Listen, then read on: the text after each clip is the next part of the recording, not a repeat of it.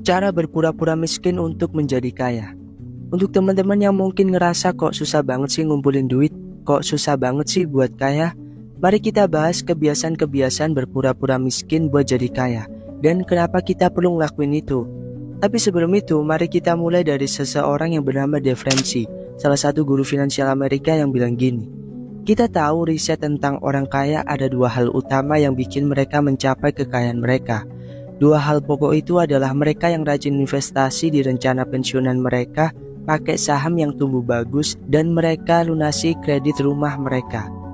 Di era digital sekarang ini, orang-orang sering pamer kekayaan, dan kita itu masih sering banget dihadapin sama hal-hal yang bikin kita terjebak dalam ilusi kekayaan.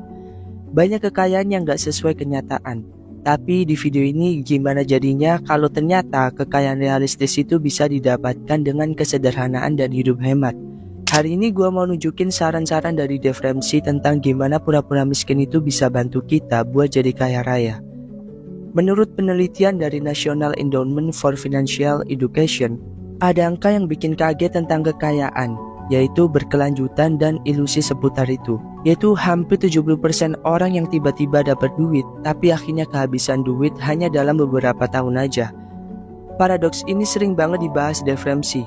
Dia bilang kalau kamu mau hidupmu nanti berbeda dari yang lain, sekarang kamu bisa hidup dengan cara yang berbeda juga dari yang lain. Ramsey sering bilang bahwa kita tuh suka beli barang yang sebenarnya nggak kita perluin, dengan duit yang sebenarnya juga nggak kita milikin. Cuma pengen ngeliat orang yang gak suka sama kita jadi kagum sama kita. Banyak orang yang mengira bahwa dengan punya barang mewah, barang branded dan mahal berarti mereka kaya. Padahal kata Dave Ramsey itu cara berpikir yang salah. Kekayaan sejati itu bukan soal kita memamerkan harta ke orang lain, tapi gimana kita bisa hidup mandiri tanpa khawatir soal duit. Ramsey bilang ini adalah duit cadangan kalian untuk hari ketika hujan, bukan untuk kalau terjadi sesuatu, tapi kapan sesuatu terjadi. Karena pasti akan terjadi sesuatu kan, dan kamu harus siap. Artinya dia menekankan bahwa kita harus punya hidup sesuai dengan penghasilan kita. Dia menyoroti orang-orang yang pakai pakaian branded, mobil mewah, dan ngeliatin apa yang mereka punya, padahal sebenarnya banyak titik hitam di dalamnya. Entah itu mereka terjebak dalam hutang, pakai kartu kredit, dan kalau ini diteruskan ya sama aja orang yang kelihatan kaya ini juga lagi hidup di garis menengah. Mending ngelihat tetangga yang cuek tapi dari dulu rajin nabung dan investasi daripada temen yang pamer mobil baru. Filosofi Ramsey ini berlandaskan pada konsep menunda kepuasan. Dia menganjurkan gimana kita bisa hidup sesuai dengan kemampuan finansial dan penghasilan kita daripada mentingin status sosial. Dengan kayak gini kita bisa menghindari masalah hutang dan membangun fondasi keuangan yang kuat. Dari penjelasan singkat tadi, kita jadi lebih paham ya bahwa kunci kesuksesan finansial itu bukan tentang banyaknya uang yang kita habiskan, tapi lebih ke kecerdasan dalam mengatur uang. Lanjut, hal selanjutnya adalah berapa banyak harga yang harus dibayar buat kelihatan kaya. Coba lihat banyak orang di luaran sana yang belanja barang-barang yang gak mereka butuhin buat kelihatan keren, kelihatan punya sesuatu, dan ya pengen dilihat status sosialnya. Tren yang gila kayak gini itu nunjukin bahwa betapa banyaknya harga yang harus kita bayar buat kelihatan kaya. Dave Ramsey pernah bilang kamu harus punya kendali penuh atas uangmu, atau kekurangan uang akan selalu mengendalikanmu. Quotes yang dibilang Dave Ramsey itu menunjukkan seberapa bahayanya orang membayar mahal untuk kelihatan kaya, tapi pada akhirnya terjebak hutang dan ketidakstabilan finansial. Ramsey bilang bahwa perilaku ini tuh gak cuma mengganggu dan menguras sumber daya kita dari sekarang, tapi juga membuat kita kehilangan kesempatan buat investasi di masa depan. Jadi di saat kita sekarang nih sibuk belanja-belanja buat kelihatan kaya, sejatinya kita tuh malah akan jauh dari kemakmuran finansial. Ironis banget kan? Ramsey bilang dengan gaya cost opportunity-nya bahwa bayangin kalian hari ini beli mobil mewah seharga 500 juta, dibandingkan kita investasikan ke portofolio. Dengan catatan kita beli mobil ini tentunya ya buat gaya-gayaan doang. Atau ya belanja impulsif aja yang gak pakai mikir pokoknya beli mobil itu. Yang padahal gak butuh-butuh banget dengan range harga sekitar 500 juta itu. Nah hasilnya tentunya akan beda di masa yang akan datang. Karena kita tahu bahwa mobil yang nilainya akan selalu turun di setiap tahunnya. Sedangkan investasi bisa tumbuh secara eksponensial selama bertahun-tahun. Selain itu, Dave Ramsey juga menyoroti orang-orang dengan beban psikologis yang cemas, yang stres kalau nggak bisa ngikutin gaya hidup orang lain. Terus mencari validasi dari barang-barang mahal yang kita pakai buat dilihat dan diakui oleh orang lain, itu nggak akan ada habisnya. Gaya hidup yang terus-menerus mencari validasi dari barang-barang materi kayak gini bikin punya dua potensi negatif, yaitu pertumbuhan finansial yang gak akan bisa stabil, dan yang kedua kesehatan mental karena terus-terusan stres karena ngikutin gaya hidup. Ramsey bilang jangan terlalu mikirin buat kelihatan kaya, tapi fokus aja buat menjadi kaya. Next, konsep still wealth. Seperti yang dilaporin Oxfam, di mana di seluruh dunia ini cuma ada 1% orang terkaya yang punya 2 kali lipat kekayaan dari 6,9 miliar orang di seluruh dunia. Konsep still wealth ini jadi konsep sederhana yang nyata yang sering dibilang Dave Ramsey. Dia bilang, berperilakulah sesuai dengan penghasilanmu. Ide dari still wealth ini cukup sederhana, di mana kita perlu menjaga dan mendapatkan duit yang gak banyak orang lakuinnya. Cara praktiknya itu seperti investasi di berbagai instrumen kayak saham, properti, atau rencana pensiun. Bukan di barang-barang kayak mobil mewah, pakaian branded, dan lain-lainnya yang harganya bisa turun. Nah, uniknya, konsep still wealth ini istimewa. Ya, hampir sama dengan apa yang kita bahas di video ini dengan berpura-pura miskin. Orang-orang yang menerapkan still wealth ini kebanyakan orang yang tersembunyi.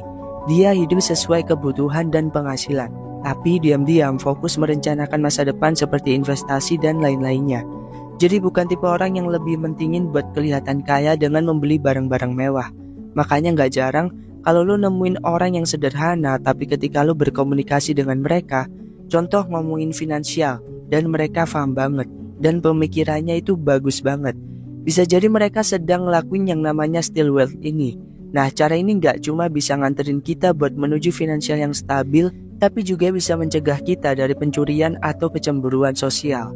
Contoh simpelnya, lo yang sering pakai atau ngeliat kekayaan yang lo punya akan lebih banyak datang orang-orang yang pinjam dulu 100 kan, dibanding orang-orang still wealth yang sederhana tapi sebenarnya punya duit gitu.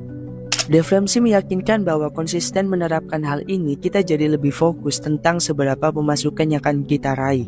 Bukan lagi fokus dengan kelihatan kaya, apalagi ditambah dengan stres dan kecemasan mengikuti gaya hidup yang nambah pengeluaran kita. Selain itu, konsep still wealth ini juga sejalan dengan hidup yang penuh rasa syukur dan rendah hati. Intinya, kekuatan dari still wealth adalah di mana kita membangun jumlah keuangan yang besar secara sembunyi tanpa diketahui oleh orang lain. Semua gagasan yang dibahas Dave Ramsey, kalau kita pikir-pikir dengan cermat, bisa dibilang pada intinya tentang hidup hemat dan mengelola uang dengan bijak, yang mana keduanya itu adalah kunci mempunyai finansial mandiri dengan sehat. Menurut laporan Credit Suisse tentang kekayaan global, 1% keluarga terkaya itu memiliki 43% kekayaan di dunia. Dengan kayak gitu, penting banget buat kita untuk ngikutin guru finansial yang tepat dalam perjalanan menuju kekayaan kita. Di era sekarang sangat riskan sekali melihat public figure atau influencer yang pamer kekayaan di media sosial. Makanya Dave Ramsey bilang ngelihat kekayaan orang itu bukan berarti kita harus ngikutin mereka. Justru orang yang beneran kaya adalah seringkali yang terkenal bukan dari media sosial. Orang-orang yang diam-diam mengumpulkan harta kekayaan mereka dengan menghindari hutang, memperbesar income, bergaya hidup sesuai dengan kemampuan, dan berinvestasi dengan bijaklah, adalah orang-orang yang tepat untuk dijadikan panutan. Orang-orang ini paham banget nilai dari sebuah uang. Mereka punya rencana jangka panjang untuk uang mereka, entah itu dari segi menabung, investasi, bahkan dana pensiun mereka untuk masa tua. Pendekatan ala Ramsey ini bikin kita melek buat lebih paham tentang cara orang-orang kaya yang sebenarnya membuat budget dan anggaran, menabung, berinvestasi, dan mengelola keuangan mereka. Dengan mengetahui semua apa yang sebenarnya terjadi yang dilakuin oleh orang-orang kaya, akhirnya kita bisa ngerti dan nerapin praktek-praktek yang memfokuskan kita untuk lebih hati-hati perihal keputusan keuangan, dan mengambil keputusan pun dengan berbasis informasi yang mengarah ke keberlanjutan kekayaan di masa depan. Bukannya malah jatuh ke dalam gaya hidup mahal jangka pendek yang cuma meniru kekayaan-kekayaan palsu seperti yang kita saksiin sekarang di lingkungan ataupun sosial media kita. Kita bisa contoh seperti Warren Buffett, bapak investasi dunia sekaligus orang terkaya di dunia. Dia masih hidup dan tinggal di rumahnya yang dia beli di tahun 1958. Dia terkenal dengan pendekatan praktisnya dalam melihat keuangan jangka panjang. Dia lebih memilih fokus berinvestasi jangka panjang daripada fluktuasi pasar jangka pendek. Terus selain itu, beliau juga nerapin gaya hidup sesuai kemampuan atau sederhana. Bahkan meskipun kaya raya, dia lebih ngejalanin gaya hidup di luar dari kemewahan. Dia menekankan prinsip pengeluaran berdasarkan nilai. Dia membeli barang-barang dengan mementingkan nilai fungsional daripada kemewahan. Benar-benar membeli suatu barang karena benar-benar diperlukan daripada menghambur-hamburkan uang untuk membeli barang-barang yang lebih mahal tapi secara fungsional sama atau bahkan barang yang gak dibutuhkan. Nah, dari semua hal yang kita bahas, mulai sekarang kita bisa tahu nih bahwa terlihat kaya mencari validasi itu tuh cuma kepalsuan yang sebenarnya nggak dilakuin orang kaya yang sesungguhnya.